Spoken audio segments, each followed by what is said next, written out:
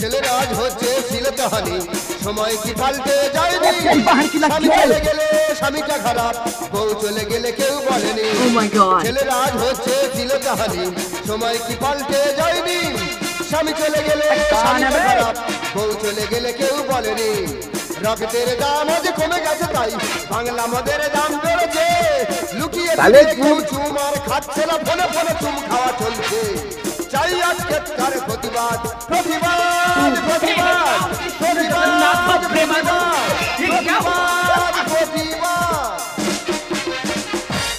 ওগা আমি কি প্রতিবাদটা আমার একার জন্য করতেছি?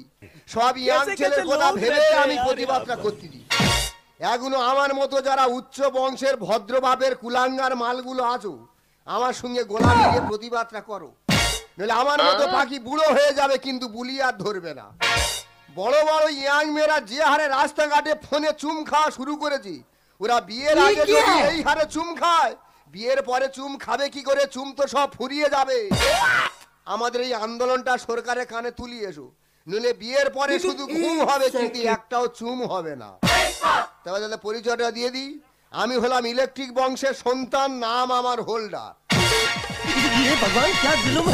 ভগবানজি কেন যে আমার ব্যবসায়ী কোপাল দিয়ে পৃথিবীতে পাঠিয়েছে আমি নিজে বুঝতে পারি। তারা যে ব্যবসায় হাত দিচ্ছি, কোনো ব্যবসায় ঝাড় খাচ্ছি না, পুরো বড় বড় করে ঢুকে যাচ্ছি। ওই যে ভোটে কদিন আগে একটা ভুসিমাল দোকান করেছিলাম, কি বলবো দাদা, দোকানের কি সেল! প্রত্যেক দিন 20 থেকে 30 টাকা বেচা কেনা, 80 থেকে 90 টাকা বাকি।